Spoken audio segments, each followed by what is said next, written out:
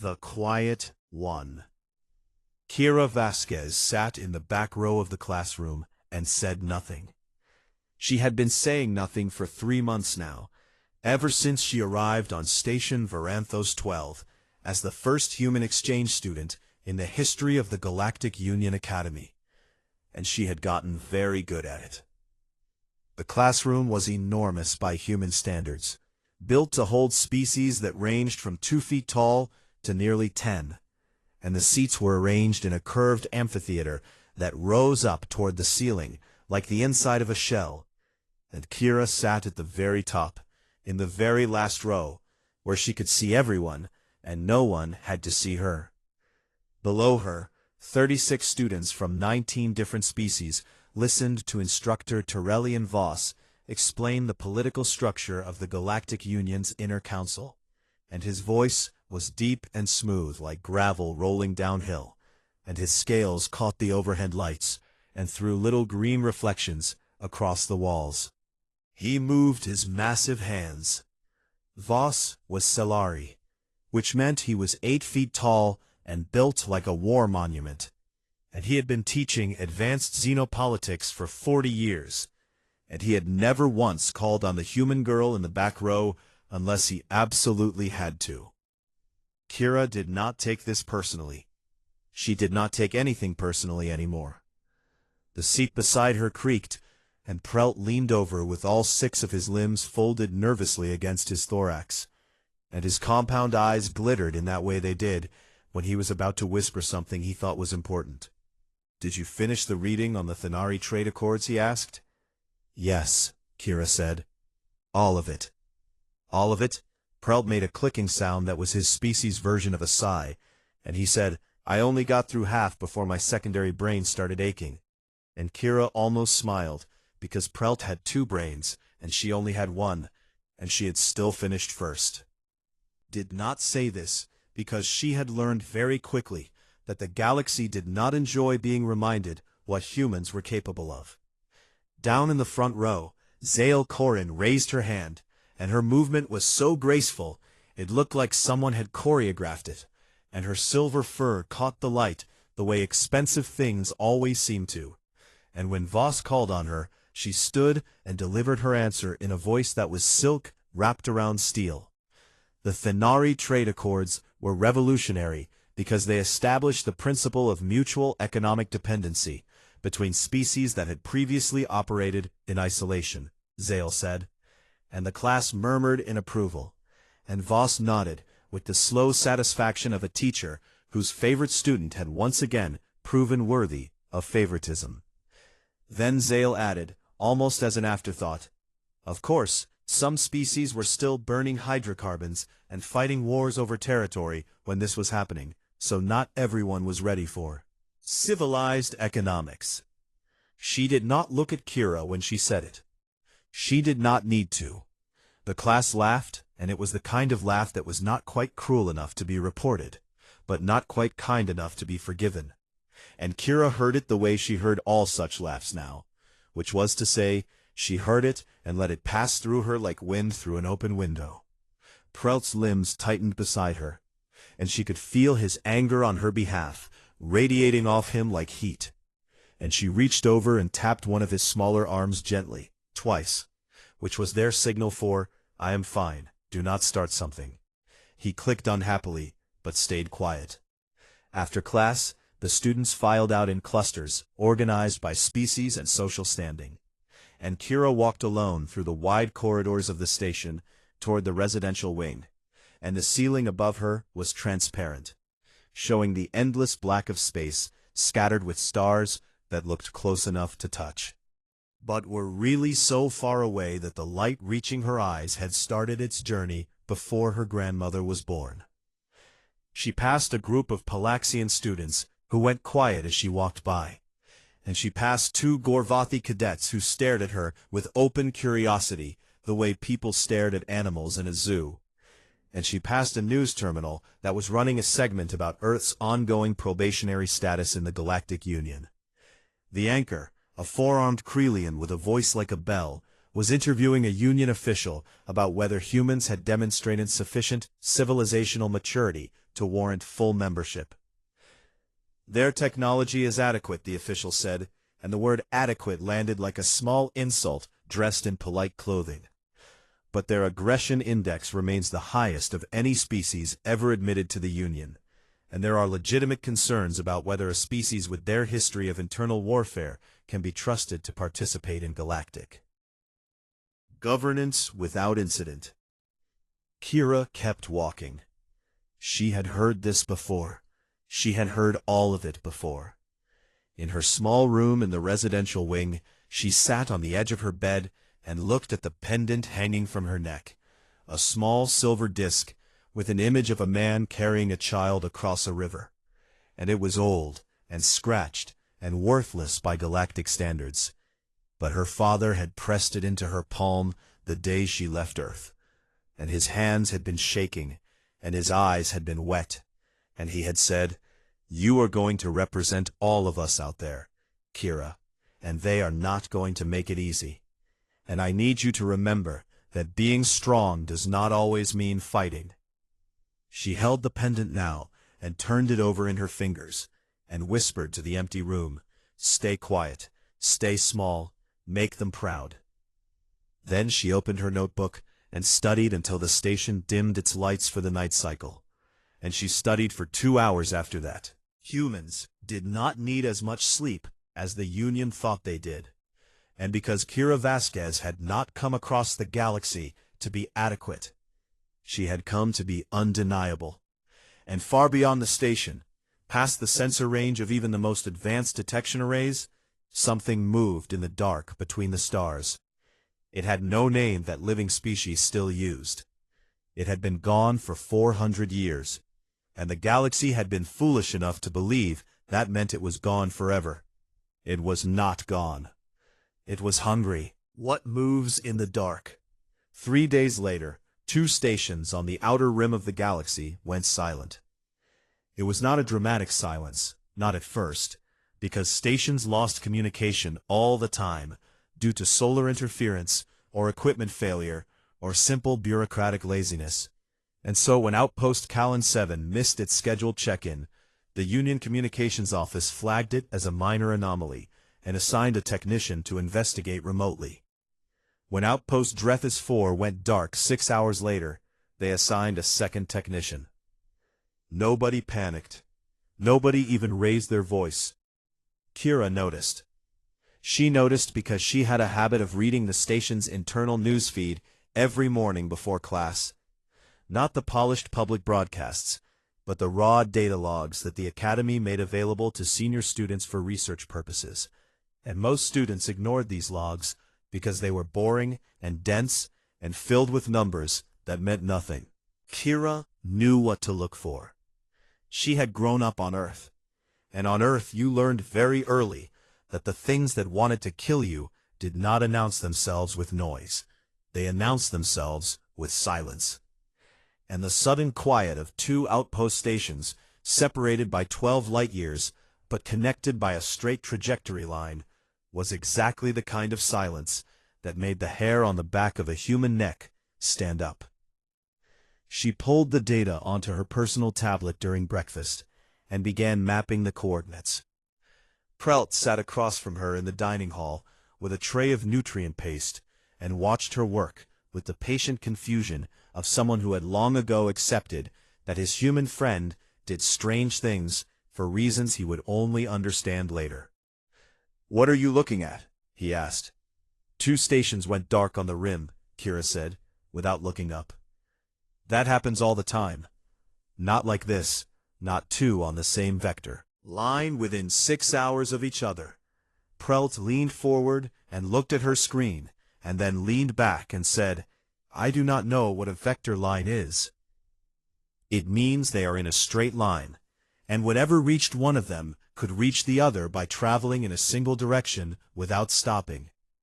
So that is not a coincidence.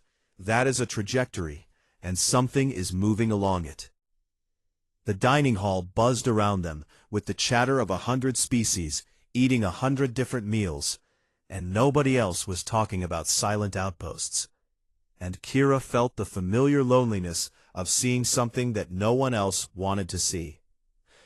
She spent the next 2 days researching between classes, pulling historical records from the Academy's deep archive.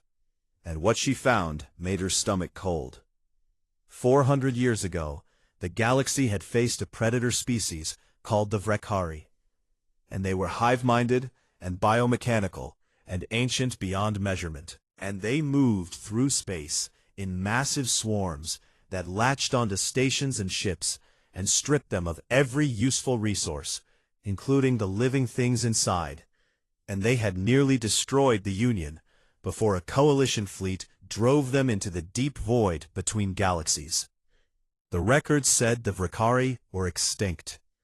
The records also said that no body had ever been recovered, no hive queen had ever been confirmed dead, and the coalition fleet had simply chased them until they disappeared from sensors and then declared victory and gone home. Kira stared at the attack pattern from 400 years ago, and then overlaid it with the positions of the 2 silent outposts, and the match was close enough to make her hands shake. She went to Instructor Voss after class. He was organizing his lecture materials at the podium, and he looked down at her with the tolerant patience of someone who had been interrupted by a student and was already planning how to end the conversation quickly. "Ms. Vasquez," he said. "Instructor Voss, I have been looking at the communication blackouts on the rim, and I believe the pattern matches historical Vrekari approach vectors from the last incursion." Voss stared at her for a long moment, and then made a sound that was the Solari equivalent of a dismissive laugh. "The Vrekari are extinct," he said. "The records do not actually confirm that. The records confirm that they were driven from this galaxy 4 centuries ago, and no trace of them has been detected since. And I appreciate your enthusiasm, Ms. Vasquez. But perhaps humans see monsters in every shadow, because your species grew up on a world full of them." He turned back to his podium. The conversation was over. In the hallway outside, Zael was waiting, not for Kira specifically, but in the way that certain people always seem to be present when there was an opportunity to make someone feel small. "I heard you telling Voss about your little theory," Zael said, and her silver tail flicked with amusement. "The Earthling thinks she has found the boogeyman. How precious." 2 Thenari students behind Zael laughed on cue. Kira looked at Zael, and for one brief moment, something moved behind her eyes, something old and sharp, and not at all quiet. But then it was gone, and she simply walked past without a word. In her room that night, she opened an encrypted communication channel to Earth's Union Embassy, and uploaded everything she had found. The coordinates, the trajectory analysis, the historical overlay, all of it. And she attached a single message that read, "I know this will probably be ignored, but I'm sending it anyway, because I would rather be wrong and embarrassed than right and silent." She did not receive a reply. 12 light-years away, on what was left of Outpost Callan 7, a Solari emergency officer named Dren Palak crouched in the dark behind a collapsed bulkhead and listened to something moving through the walls. The lights had been dead for hours. The air recyclers had stopped. Everything was wrong in a way that went beyond mechanical failure, because the walls themselves seemed to be changing, growing dark ridges and wet-looking veins that pulsed with a rhythm that was almost like breathing. Something clicked in the ventilation shaft above him, and then something else clicked behind him, and then the clicking was everywhere, surrounding him in the dark, like rain on a metal roof.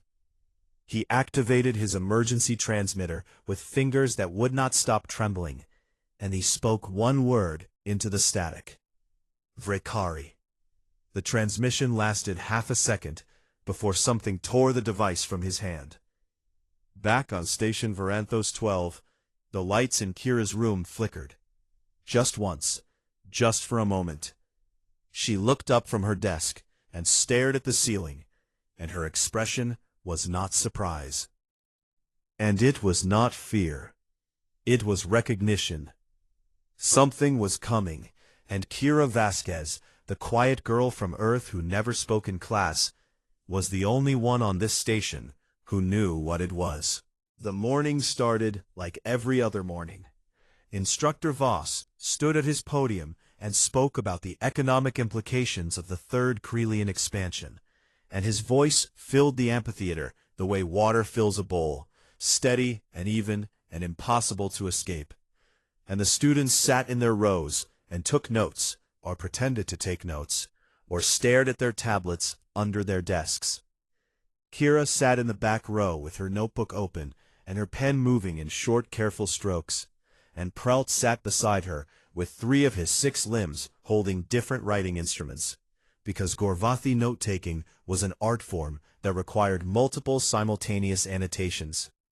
Down in the front row, Zale raised her hand and delivered an answer about Krelian trade tariffs that was technically perfect and socially calculated to remind everyone in the room that she was the smartest person in it. The clock on the wall counted seconds, hummed. Everything was normal. And then everything was not. The sound that came through the station's speaker system was not the alarm they used for drills, and every student in the room knew this instantly, because drills used a high sharp tone that was annoying but manageable. And what came through the speakers now was something else entirely. A deep rolling frequency that Kira felt in her teeth and her ribs and the base of her skull. And it did not stop, it just kept going, wave after wave of sound that said in a language older than words that something terrible was here. The lights went red. Not the soft amber of a caution alert, but a deep blood red that turned every face in the room into something carved from shadow and fear. For 2 seconds, nobody moved. Then the Palaxian student in the third row began releasing distress pheromones, and the chemical cloud hit the surrounding students like a wave of pure terror, and suddenly half the class was on their feet, and the other half was frozen in their seats, and Instructor Voss was gripping the podium with both massive hands, and his scales had gone pale, which Kira had never seen happen to a Solari before, and she understood it meant he was afraid in a way he had no training for. Everyone remain calm, Voss said, but his voice cracked on the last word, and calm left the room and did not come back. The station shuddered. It was not a vibration or a tremor, but a full-body impact that knocked students from their seats and sent tablets and writing instruments scattering across the floor. And Kira grabbed the edge of her desk and held on, and she heard through the walls a sound she had never heard before, but recognized from the historical recordings she had studied. A wet grinding screech like something enormous was chewing through metal. Boarding pods. The Vrikari had arrived. The classroom door was heavy reinforced composite, designed to withstand decompression events, and it began to glow along its edges as something on the other side cut through it with heat that turned the metal orange and then white. And a smell came through the gaps that was chemical and organic at the same time, like acid and blood and burning plastic mixed together. A Thanari student screamed. A Gorvathi cadet tried to activate a distress beacon, and his hands were shaking so badly he dropped it twice. Instructor Voss stepped back from the podium, and for the first time in 40 years of teaching, he had nothing to say. The cutting sound stopped. The door groaned, and in the back row of the classroom, Kira Vasquez closed her notebook. She placed her pen on top of it. She looked at the door, and something changed in her face, something subtle and fundamental, like a switch being thrown in a machine that had been running on standby for 3 months. And what replaced the quiet girl who never spoke in class was something the galaxy had never seen up close and was not prepared for. She stood up. She reached down and gripped the edges of her desk, a solid slab of galactic composite alloy, rated to withstand pressure that would crush bone. And she lifted it off its mounting brackets with a motion that was so smooth and so strong that Prelt made a sound beside her that was not a word in any language. She braced the desk against her knee, and she broke it in half. The sound it made was like a gunshot, a sharp, violent crack that cut through the alarm and the screaming and the grinding of the door. And every single being in that room turned to look at the human girl in the back row, who was now holding two jagged shards of alloy, each one a meter long and sharp where they had splintered. Nobody spoke, nobody breathed. The door exploded inward. The thing that came through was 2 meters tall and moved on 4 legs, with 2 additional limbs raised in front of it, blades, and its body was a nightmare fusion of insect and machine. Dark chitinous plates layered over synthetic muscle fibers that pulsed with a faint bioluminescent glow. And its head was a smooth, featureless dome with no eyes that Kira could see, but she knew it could see her because it turned toward the cluster of students and its blade arms spread wide, and it let out a sound that was halfway between a hiss and a scream. A Vrikari drone, the first one seen by living eyes in 400 years. It lunged toward the nearest student. Kira was already moving. She did not run the way the Thenari ran, graceful and calculated, and she did not move the way the Solari moved, heavy and deliberate. She moved the way humans moved when 3 million years of evolution grabbed the wheel and shoved everything else aside. Fast and explosive and aimed like a weapon. She crossed the distance in seconds and drove the first alloy shard into the joint where the drone's upper blade arm met its thorax, and the impact traveled up her arms and into her shoulders, and she felt something in her wrist shift in a way that meant she would pay for this later. But later was a concept that did not exist right now.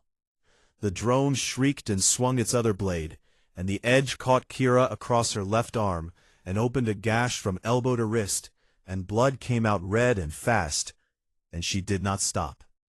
She twisted the shard and pulled it free and drove the second one upward into the space beneath the drone's head dome where the chitinous plates were thinner. And she used her weight and her leverage and every ounce of force her Deathworld body could produce to push the jagged edge through the plating until something inside the drone made a wet popping sound and its legs buckled. It went down. Kira stood over it with blood running down her arm and dripping from her fingers onto the classroom floor. And her breathing was heavy, but her hands were steady. And she looked at the thing she had just killed. And then she looked up at the room full of aliens who were staring at her, as if she had just torn a hole in the fabric of everything they believed about the universe. She pulled the shard free from the drone's body, with a sound that made Prelt cover his auditory membranes. "More are coming," she said, and her voice was calm and clear, and carried across the silent room like a bell.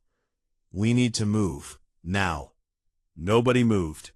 Zale stood at the front of the classroom with her silver fur flat against her body, and her eyes wide, and her mouth open, and she whispered a question that was not really a question at all. "What are you?"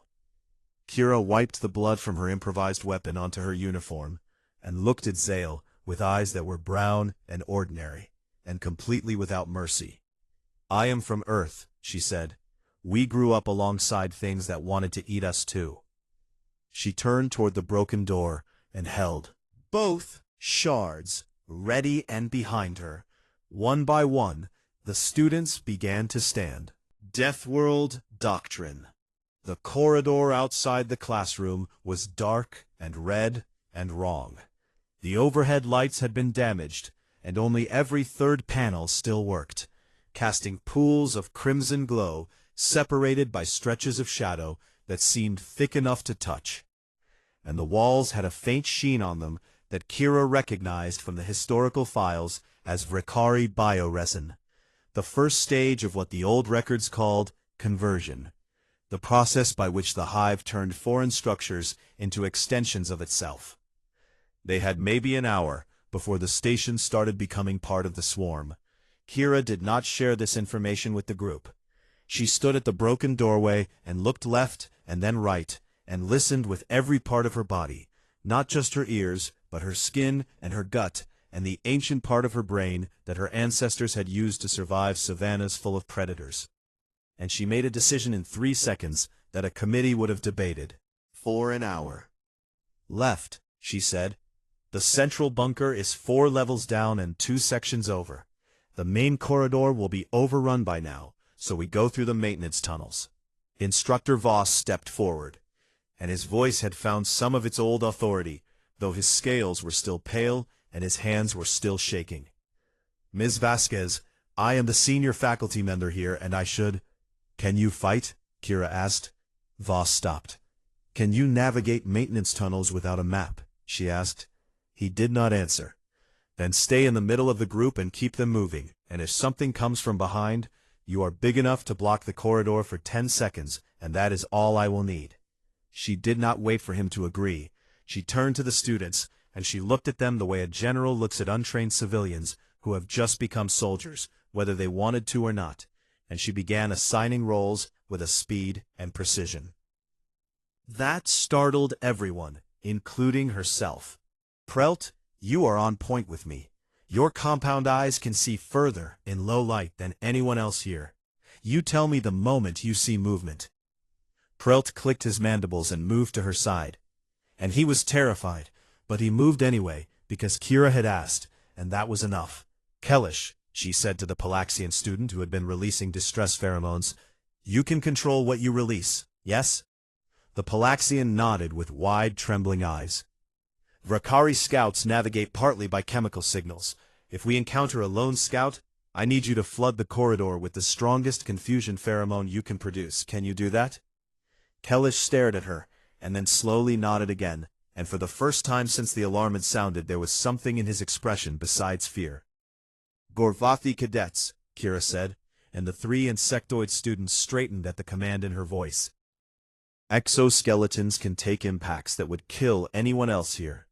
If I say barricade, you lock arms, and you block the corridor, and you do not move, no matter what is hitting you. Understood?" They understood. She organized 32 students in under 2 minutes, and then she led them into the dark. The maintenance tunnels were narrow and hot, and smelled like machine oil and ozone, and Kira moved through them with her 2 alloy shards held low and ready. And behind her, a chain of aliens followed the small human girl through the guts of a dying station, because she was the only person who seemed to know what she was doing. They encountered the first scout 12 minutes in. Prelt saw it first, a flicker of movement at the edge of a junction, and he clicked a warning, and Kira raised her fist, and the group stopped, and she crouched and watched the thing move across the ceiling of the intersecting tunnel, smaller than the drone she had killed, faster, covered in sensory bristles that swept the air like fingers reading Braille. She signaled Kellish.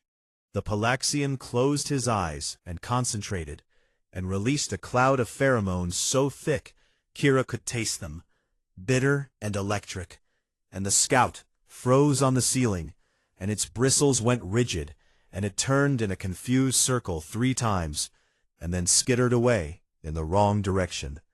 They kept moving. 20 minutes later they hit a dead end, where a section of tunnel had collapsed under the weight of Rekari bioresin that had spread across the ceiling like a living cancer, and Kira rerouted them through an air recycling shaft that was barely wide enough for the Solari instructor to squeeze through, and she pulled the grating off the entrance with her bare hands, and the metal cut her palms, and she did not slow down. 40 minutes in, a Thanari student named Veshin twisted his ankle on a collapsed floor panel and could not walk, and the group wanted to stop. "We do not stop," and she lifted Veshin onto her back and carried him. She was 5'6" and weighed 60 kilograms, and Veshin was nearly her size, and she carried him without complaint for another 20 minutes, because on Earth, her ancestors had chased prey across open plains for hours, until the prey collapsed from exhaustion, and the engine that drove those ancestors was still running inside her, hot and relentless and fueled by something the galaxy had no name for. An hour in, they hit trouble, real trouble. They emerged from the tunnels into a wide service corridor that connected to the bunker access level, and standing in the middle of that corridor was something that made every alien in the group take a step backward. A Valkyrie Alpha. It was 3 meters tall and twice as wide as the drone, and its body was layered with armor plates so thick they looked like stone, and it had 4 blade arms instead of 2, and when it turned its featureless head toward them, it made a sound that was not a hiss or a scream, but something deeper, something that vibrated in the bones, and said in the oldest language in the universe, "I am the thing that eats you." Kira set Veshin down carefully. She looked at the Alpha. The Alpha looked at her. Behind her, Zale stepped forward, and her fur was dirty, and her graceful composure was gone, but she was standing, and she said in a voice that shook only a little, "Tell me what to do." Kira did not look away from the Alpha. "When I move, you take everyone and run straight through to the bunker access. It is 200 meters down this corridor on the right. What about you? I will catch up. Humans are stubborn like that." She moved before Zale could argue. She sprinted directly at the Alpha, and it swung a blade arm down at her like an axe, and she dove under it, and rolled and came up running, and she did not try to fight it, because she could not win a straight fight against something this size. She was not stupid. She was human, and humans did not fight fair. They fought to win. She ran past it, and it turned to follow her because she was the threat, and the threat must be eliminated. And that was exactly what she wanted. She led it away from the group and into a maintenance corridor, and she heard behind her the sound of 32 pairs of feet running toward the bunker. The Alpha was fast, but Kira was faster in the narrow space, and she led it deeper into the maintenance section until she found what she was looking for, an emergency decompression hatch on the outer hull. She grabbed the manual release lever. The Alpha charged. She pulled the lever and the hatch blew open, and the vacuum of space reached in with invisible hands and grabbed everything that was not bolted down, and the Alpha's legs scraped against the floor as it fought the pull. And Kira held on to a structural support beam with both hands, and the decompression tore at her body, and the air ripped from her lungs, and her vision went gray at the edges. The Alpha lost its grip. It went out the hatch in silence, because there is no sound in vacuum, and Kira watched it disappear into the black. And then she pulled herself hand over hand back to the emergency panel, and hit the seal override, and the hatch slammed shut, and air rushed back in, and she fell to the floor, and lay there for 10 seconds, breathing in gasps that tasted like blood. Then she got up, because that's what humans do. She walked back down the corridor, and she walked through the service junction, and she walked the 200 meters to the bunker access door, and her nose was bleeding, and 3 of her ribs were broken, and her left arm had gone numb from the gash that was still slowly leaking, and she knocked on the door with her right hand. It opened. Commander Aelith Dren stood on the other side, with a security team behind her, weapon in her hand, and she looked at Kira, and then looked past her at the corridor, and then looked back at Kira, and said, "Who led these students here?" From inside the bunker, 32 voices answered. Every single one of them said the same name. The species they underestimated. Kira woke up in the medical bay, and the first thing she saw was the ceiling, and the second thing she saw was a Solari medic standing over her, with an expression that she had never seen on a Solari face before. And it took her a moment to realize it was not concern or professional detachment, but something closer to disbelief. "You should not be awake yet," the medic said. "How long was I out?" Kira asked. 6 hours. "That is too long. What happened with the Valkyrie? Is the station secure?" The medic stared at her, and then looked down at the datapad in his hand, and then looked back at her. "You have 7 broken bones," he said. 3 lacerations, including one that nearly reached the artery in your left arm. A concussion, a dislocated shoulder, burst capillaries in both eyes from vacuum exposure, and internal bruising across 40% of your torso. "I know," Kira said. "Secure." The medic put his datapad down very slowly, like a person setting down a fragile object, before saying something important. You walked on these injuries for over an hour. You carried another student on your back with 3 broken ribs. How is that possible? Kira sat up, and the movement sent fire through her entire body. She breathed through it the way her father had taught her to breathe through pain. In through the nose and out through the mouth, steady and controlled. Adrenaline, she said. It is a human thing. The medic did not seem satisfied with this answer, but he did not press further. He told her that the station was secure, that the Vrakari assault had been repelled through a combination of the station's defense systems coming back online and the arrival of a Galactic Union fleet dispatched from the nearest sector command. And the breach in the outer hull that Kira had created by venting the maintenance corridor had actually disrupted the Vrakari hive coordination signal because the swarm used bioresonance to communicate, and the sudden decompression had shattered the local signal network and thrown the drones into confusion, long enough for the station defenses to recover. Kira had not known that would happen. She had just been trying to throw an alien out a window. Sometimes luck and desperation looked the same. Over the next several days, as the station was repaired, and the students were treated, and the dead were counted, the story of what happened in the classroom spread. And it did not spread the way rumors spread, quietly and in corners. It spread the way fire spreads, fast and bright and impossible to contain. The security footage was recovered. It showed a small human girl sitting quietly in the back row of a classroom, and then an alarm sounding, and then that same girl standing up and breaking a desk made of military-grade composite alloy over her knee. It was made of dry wood, and then charging a Vrakari drone with nothing but 2 jagged pieces of metal and fury. The footage went across the galactic network in hours. Within 2 days, it had been viewed on every inhabited world in the Union. Within a week, the Galactic Union Council convened an emergency session, and the primary item on the agenda was Earth.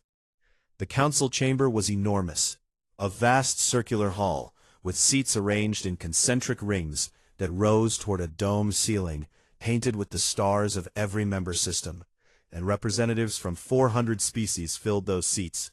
And at the center of the floor stood a podium where speakers addressed the assembly. The first speaker was a Krelian diplomat who argued that the incident on Varanthos 12 proved what many had long feared, that humans were dangerously violent, and that their probationary status should be revoked completely. "We watched the footage," the diplomat said. "We all watched it. And what we saw was not a defender. What we saw was a predator. And the question before this council is whether we want predators sitting in our classrooms and walking our corridors and eventually commanding our fleets." There was murmuring in the chamber, some in agreement and some not. Then Prelt spoke. He stood at the podium with all 6 limbs pressed tight against his body, which was his species' posture of absolute sincerity. And his voice was small, but it carried, because the chamber's acoustics were designed to give weight to every voice, regardless of size. "I was there," he said. "I sat beside her in that classroom every day for 3 months, and she never raised her voice, and she never responded to the insults, and she never gave anyone reason to fear her. And when the alarm sounded, and the rest of us froze, she stood up, and she put herself between us and death, not because we had been kind to her, we had not been kind to her, but because that is what she—" He paused, and his compound eyes glittered under the chamber lights. "She carried a boy on her back, with broken ribs, because he could not walk. She organized us, and protected us, and bled for us, and she did not stop.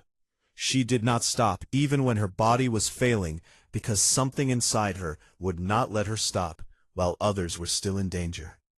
And if you call that predatory, then you do not understand what you are looking at." The chamber was quiet. Then Zal stood. Zal Korin, daughter of the Thanari ambassador, the girl who had mocked humans in class and laughed at their history, and treated Kira Vasquez like a curiosity beneath her attention, walked to the podium and stood with her chin raised and her voice steady. "I called her primitive," Zal said. "I called her species violent, and aggressive, and unfit for civilized society. I said these things to her face and behind her back, and I am not proud of it, but I will not pretend it did not happen. Happen. She looked across the chamber, at 400 species worth of faces. I was right. She is violent. She is every terrifying thing we feared humans would be. She broke a desk in half with her bare hands, and killed a creature that has haunted our history books for 4 centuries. And she did it without weapons or armor or training. She did it with her body and her will, and whatever fire burns inside the people of that little blue world. Zale paused, and she used every ounce of it to protect people who had never shown her a moment of kindness. The chamber was so silent that the hum of the station's life support systems sounded loud. If that is what humanity is, Zale said, then the galaxy does not need to fear them. The galaxy needs them, desperately, because the Vrakari are not extinct, and the dark between the stars is not empty. And when the next threat comes, I want the humans standing beside us, not locked outside our door. Too proud to admit that the species we looked down on was the one that saved us. The vote was called. It was not close. Earth's probationary status was lifted by a margin of 312 to 47, and a new designation was added to humanity's species file in the Galactic Union database, the first new classification added in over 200 years. Tier 1 Guardian Species. 3 weeks later, the classroom on Station Varanthos 12 had been fully repaired, and where Kira's old desk had been, there was a new one. Identical in every way, bolted to the same mounting brackets and made of the same composite alloy. And if you did not know what had happened, you would never know anything had happened at all. Kira walked in and sat down and opened her notebook. Prelt sat beside her and clicked a greeting, and she tapped his smaller arm twice, which meant, I am fine. And he clicked again, which meant, I know you are. I just like. Checking.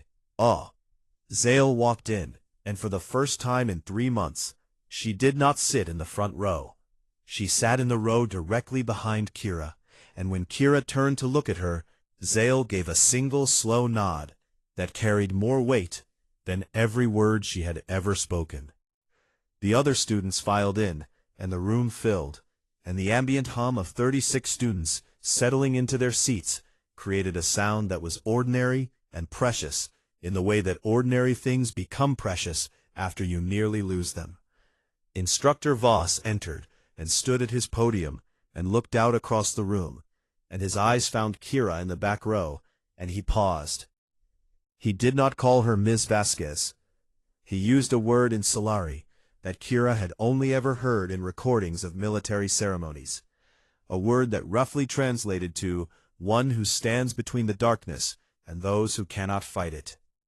A word reserved exclusively for warriors who had proven themselves in battle.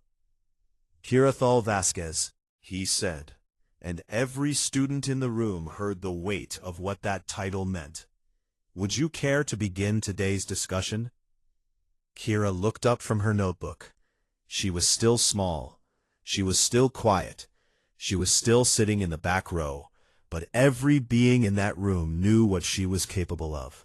And every being in that room knew that the quiet ones were sometimes the most dangerous ones. And every being in that room understood now what the galaxy was only beginning to learn, that the little blue planet called Earth had not produced a species that was primitive or violent or unworthy of a seat at the table. It had produced a species that would break itself apart to protect strangers who had never once said thank you. Kira smiled softly. Sure, she said. Where were we?